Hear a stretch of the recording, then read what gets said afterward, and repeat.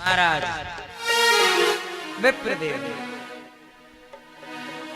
वहां लकड़हारा ऐसे नगर में गया और लकड़ियों को बेचा। भगवान की कृपा से इतना मिला, क्योंकि देने वाला जब भी देता देता छप था। जब देने पे आता तो इतना दे देता है कि मनुष्य से संभाले नहीं संभलता।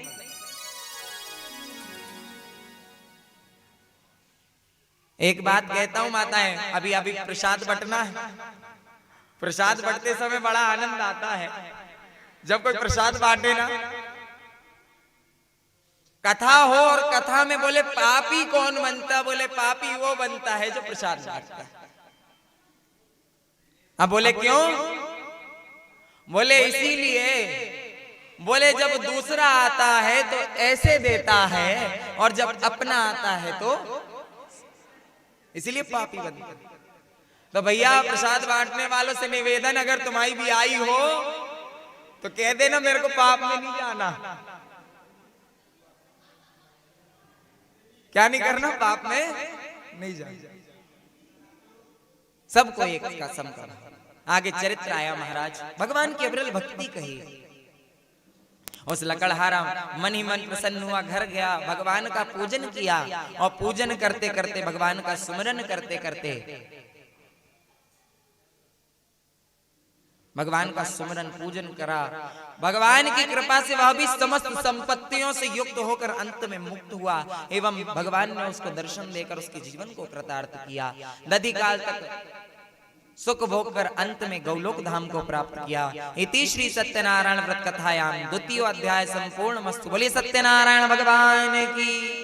नाम जाप करेंगे। राधा रमन राधा रमन राधा रमन कहो, राधा रमन राधा रमन राधा रमन कहो, राधा रमन राधा रमन राधा रमन कहो, राधा रमन राधा रमन राधा रमन कहो। चाहे मन में कहो चाहे मुख में कहो, चाहे मन में कहो चाहे मुख में कहो, राधा रमन राधा रमन राधा रमन कहो। राधा रमन हरि बोल। जय जय हरि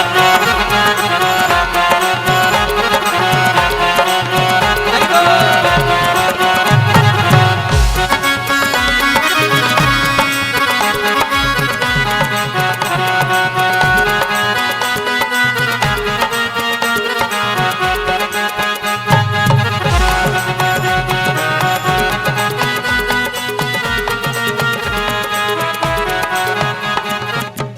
जय जय श्री राम। अब आपको कौन सा अध्याय सुनाना है? अरे बोलो तो। तीसरा ही है ना? नहीं नहीं तो तुम भजन के चक्कर में चौथा बोल दो। जो जल्दी वाले होंगे कहेंगे महाराज जल्दी निपटाओ ने, काहे के लिए इतनी देर करें? भगवान की अविरल भक्ति। आगे चरित्र आया महाराज। अब तक हमने जिनकी कथा सुनी वे बहुत ही गरीब थे, जिनके पास कुछ नहीं था, भगवान की कृपा से मिला। आगे चरित्र आया जिनके पास में सब कुछ है, वे कथा कर रहे हैं। एक बड़े धर्मी राजा थे जिनकी पत्नी कमल के समान मुख वाली सती साध्वी थी। भाद्रशील नदी के तट पर पूजन कर रहे थे। उसी समय एक साधु वैश्य आए और साधु ने आकर पूछ लिया, हे महाराज, इतने बड़े नगर के राजा होकर और तुम भगवान का पूजन कर रहे हो? कई लोगों ने कहा होगा, अरे कथा तो तू घर में करती, कहां वहां 300 में जा रही है।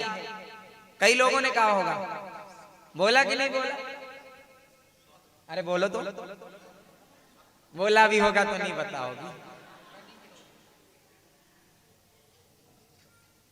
महाराज चले।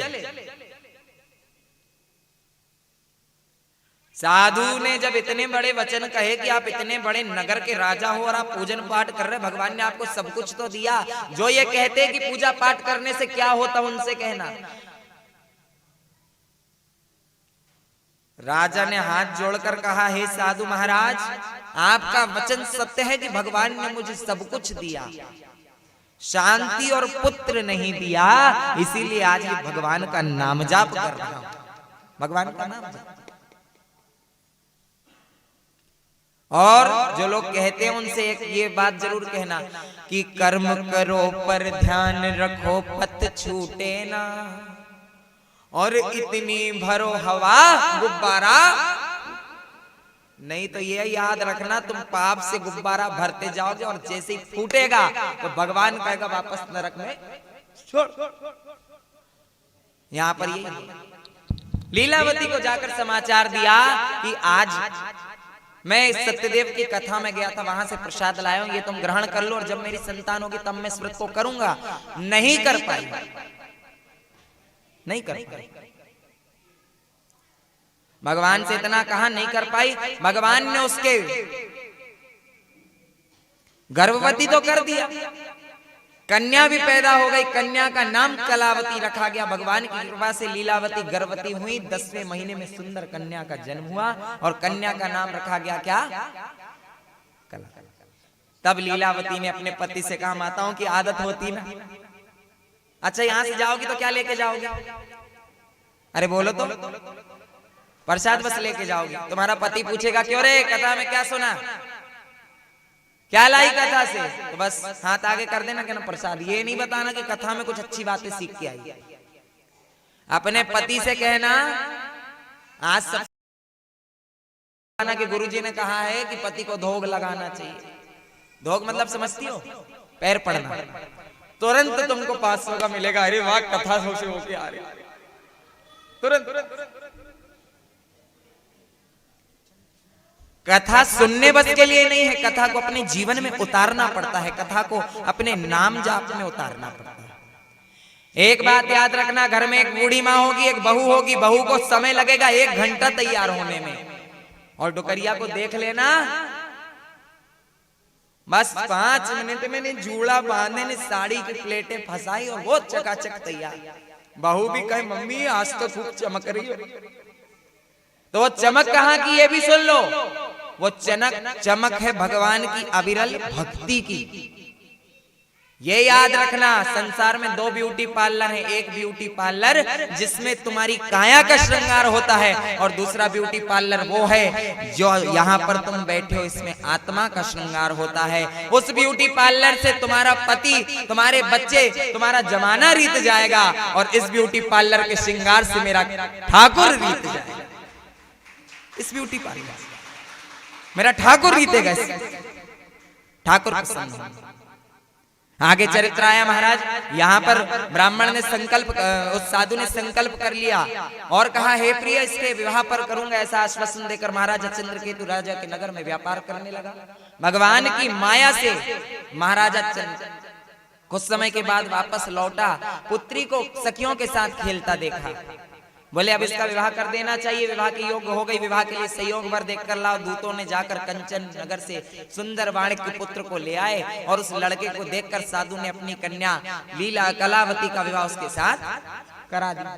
परंतु विवाह के समय भी उस व्रत को करना भूल गए। भगवान सत्यदेव रुष्ट हो गए, श्राप दिया, तुझे दारुण दुख प्राप्त हो। विवाह करने के पश्चात दामाद और साधु दोनों महाराजा चंद्रकेतु राजा के नगर में व्यापार करने।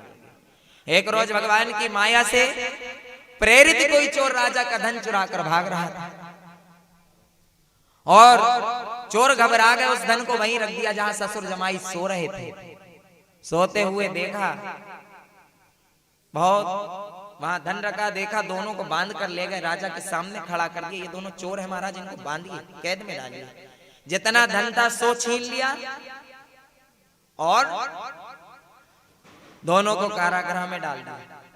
घर पर लीलावती और कलावती थी, जितना धन रखा हुआ था वह भी चोर चुरा कर ले गए। हमारी कई माताओं की आते हैं, भगवान मेरे घर में लल्ला हो जाए, तुम्हारे यहाँ 1.25 किलो लड्डू चढ़ाऊं।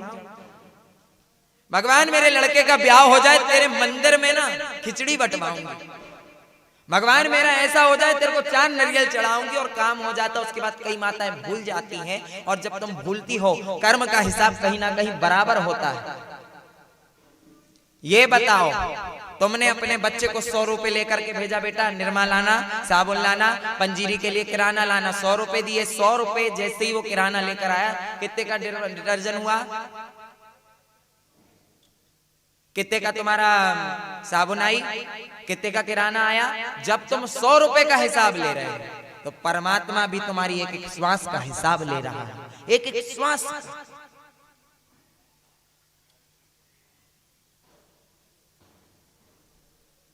एक एक श्वास आपकी बेशकीमती है, वो परमात्मा आपका हिसाब रख रहा है कि तुमने कितना अच्छा किया, कितना बुरा किया, कितना कपट किया, कितना छल किया, कितना बेईमानी करी, कितना प्रपंच किया। और तुलसीदास जी ने लिखा है रामायण में, निर्मल मन जन सो मोहि पावा, और मोहि कपट छल छिद्र ना मावा। छल छिद्र का काम नहीं भगवान के पूजन में, यहाँ काम है तो मात्र आपकी अविरल भक्ति। अगर भक्ति नहीं है तो भगवान भी आपके वश में।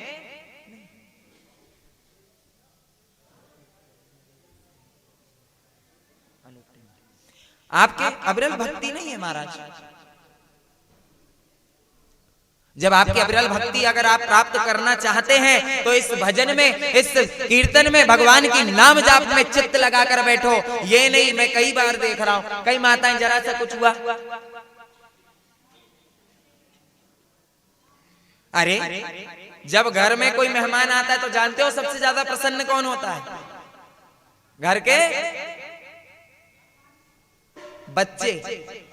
जब घर में कोई मेहमान आता है और आपके सामने इतना परमपिता परमात्मा बैठा हुआ, तो आपको तो प्रसन्न रहना चाहिए कि आज हमारे माँ बाप हमारे बीच में आए, और उससे ये कामना करो कि प्रभु आप लोगों के द्वार पर आए हो, आज हम आपके द्वार पर खड़े हैं।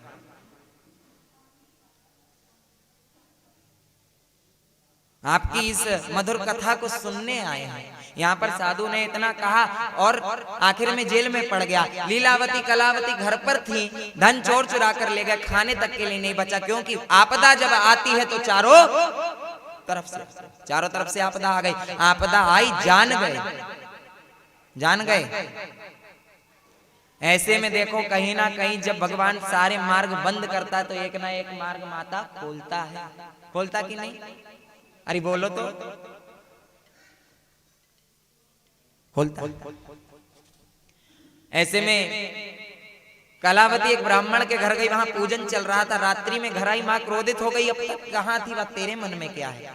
बोले मां आप तनिक शांत हो जाइए, प्रसाद अंदर चल कर लीजिए। जैसे ही मां ने प्रसाद को हाथों में लेकर मुख से लगाया, सारी बातें स्मरण आ गई। है पुत्री, तू सत्यनारायण भगवान की कथा में गई थी, भगवान के नाम जाप में गई थी, और उन्हीं की कृपा से तू पैदा हुई है। तेरे पिता ने तेरे जन्म के पूर्व यह संकल्प किया था कि जब मेरी औलाद होगी तब मैं इस व्रत को करूंगा, परंतु उन्होंने नहीं किया, इसीलिए हमें दुख भोगना पड़ रहा है। जैसे ही कलावती ने इतनी बात सुनी, रातों रात भगवान की पूजन की तैयारी करी, प्रार्थना करी कि हे प्रभु आप अपना दर्शन दो, हमारा नाम जाप स्वीकार करो, हमारी कथा को स्वीकार करो। और प्रार्थना में क्या कहा ये भी सुनिए। प्रार्थना में कहा कि हे भगवान आपको हम कुछ तो नहीं दे सकते, परंतु भाव से आपको रिझा सकते हैं। जिस प्रकार राधा रानी ने एक समय आपको रिझाया था, जब आपने दान घाटी में राधा को रोक लिया था, तो आपने बहुत सुंदर कहा था